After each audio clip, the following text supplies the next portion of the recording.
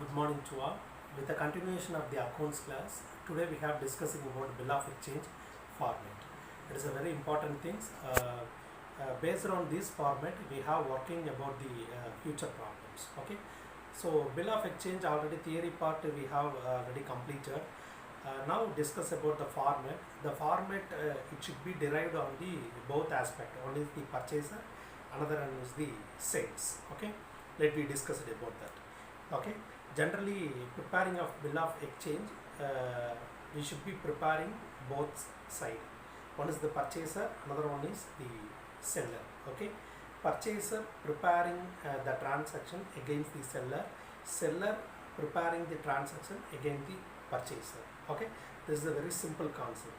Each sum having the three entries. For purchaser, three entries for seller. Okay. Very simple concept, very simple methodology. We can easily score more mark in the bill of exchange. Okay. So already you know that here the seller called as a drawer, purchaser called as a drawee. Okay. This is very simple things. Just you can keep it in your mind. Let's be discussed. Okay. You can see that page number 1, bill of exchange format, preparing book entries. Each sum we have preparing two books. One is purchaser book, another one is the sales book. You can see that. Left side, drawer or seller of particular accounting period. Okay. First we have preparing the seller side, and another drawee or buyer of particular accounting period. Okay. And page number 2. This is the transactions for drawer. You can see the heading in the books of entries of Mr. Ram, drawer or seller as on 31st March 2020. Okay. From this sum, Ram as a seller. Okay. Ram as a seller. As it is a Ram, we can call as here drawer. Okay. And page number 3, you can see that in the books of entries of Mr. Ravi, drawee, buyer as on 31st March 2020. Here Mr. Ravi called as a purchaser, as it is Mr. Ravi called as here drawee. Okay, right. For your understanding, I am considering both words. Purchaser means drawee, seller means drawer. Okay, but in the term of bill of exchange, we should be only called as drawer, drawee. Okay, right. Again, you can go for page number 2. So Mr. Ram, now the transaction made with Ram and Ravi. Okay, so you can consider with this. Okay, first in the books of Ram, entering the transaction, you just keep it in your mind. Ram is a seller, Ravi is a buyer. Ram after completing his transaction on 1st January 2020, he making an entry on his own book. Okay, right. Ram entering the book. Step number 1. Okay, so we can show this. We can see the sum. So first thing we can enter in the step 1. Okay, in the books of seller. Step number 1. 1st January 2020. Okay, already we have frequently discussing in the classroom purchase, sales. Cash purchase, credit purchase. Okay, bill of exchange always a credit nature, credit transactions. Okay, credit purchase, credit sales. Okay, for both parties, Ram and Ravi. Okay, here Ram entering the transaction after completing his sales. Okay, so Ram selling goods to Ravi, he is entering the first transaction in his book. Okay, see that enclosed document. 1st January 2020, Ravi account debtor to sales account. Generally you know this meaning. How do we can complete this? Okay, so sales we have always credit natures. Okay, to whom we have sold our commodity?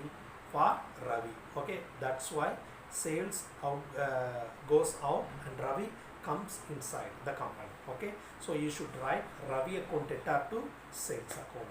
Okay, so debit what comes in, credit what goes out. So that methodology we should be shows here. Ravi account debtor to sales account. Okay, every transaction you know that uh, narrations. Okay, so you can narrate being goods sold on credit to Mr. Ravi. Okay, so Ram sold goods to Ravi on credit. So you being like that, you can write in the narration. So Ravi account data, you should be showing the debit side amount. Sales account, you should be showing the credit side amount. Okay, and step number 2, the same thing, buyer entry. That means Ravi entering his own book. In the part of Ravi, he may be going to purchase. Okay, so the purchase terms, he should be writing his own book. Likewise, 1st January 2020, purchase account debtor to Ram account. He buying goods from the Ram. So he write like that, to Ram account.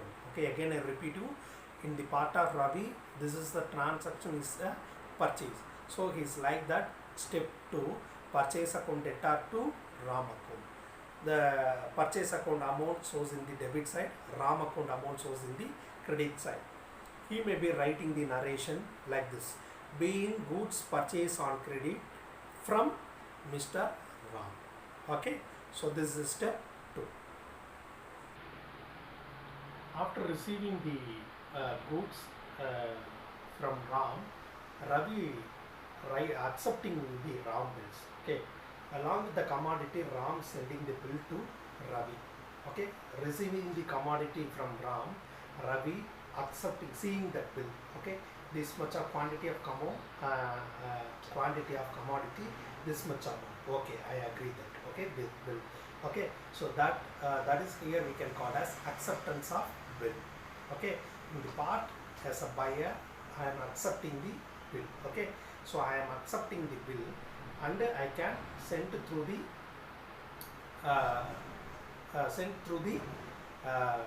Ram. Okay, so that's why step 3, I have accepting the bill. Okay, Ram account debtor to bills payable account. In the part of me, I have accepting the bill. Okay, so after the duration due period, I have balance payment paid to Mr. Ram. So that's why the bill may be accepted by myself. Okay, so that's why I'm entering here step number 3, 1st January 2020, Ram account debtor to bills payable account. So this bill with the consideration of myself, it is a payment. That's why I'm asking bills payable here. Okay, Ram account debtor to bills payable account. So Ram account amount, it should be denoted in the debit side. Bills payable account, it's denoted in the credit side. And the narration being bills payable on credit, purchase from Mr. Ram, credit purchase against that. Okay, and step number 4, about that payable bill, accepting here Mr. Ram. Okay, step number 4. So with the consideration of Ram, that payment bill is receivable. Okay, so income part. So I am a buyer, it is a payable bill. From the seller, it may be a receivable income. Okay, so that's why the bill, it is called as a receivable bill. He treated. Okay, so likewise he writing the step number 4, 1st January 2020, bills receivable. I am sending the bill, acceptance bill to Mr. Ram. So he may be entries made in the bills receivable account debtor from whom? Ravi. Okay, so he likewise he entering bills receivable account debtor to Ravi account. So from the part of bills receivable shows in the debit side debit column amount, and to Ravi in the credit column amount, the same amount. Okay, so being the part of narration, being bills receivable on credit sales to Mr. Okay, right. So this is the transaction is over. Step number 1, sales. Step number 2, purchase. Step number 3, accepting the bill.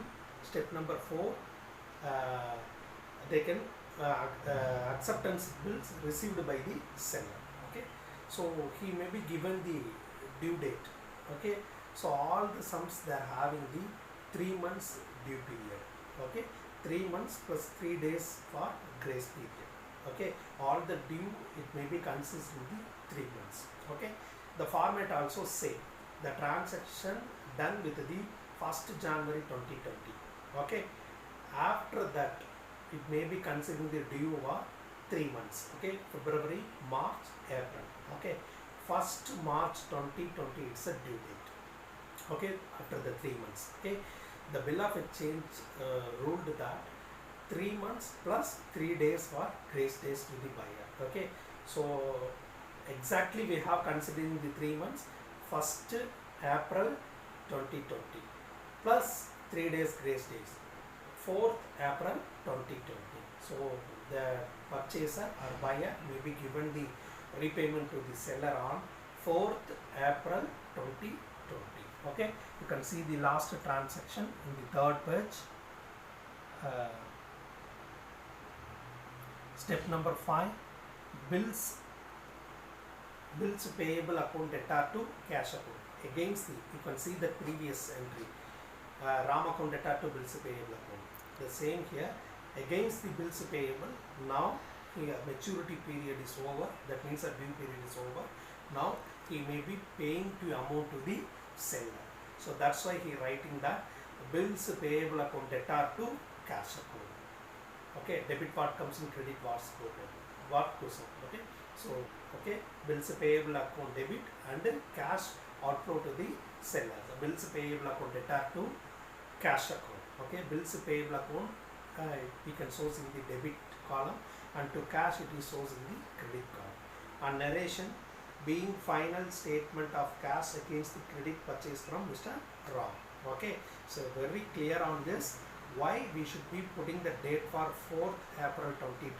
It means 3 months due period plus 3 days grace days. Okay, I given the note for bottom of the format. Okay, and the last entry is he receiving the cash against the bills receivable. So we can source the same date, 4th April 2020. So he receiving the cash from Ram. Okay, Ravi. So that's why he entry like that. Cash account debtor to bills receivable account. Cash we can source in the debit nature. Bills receivable we can source in the credit nature.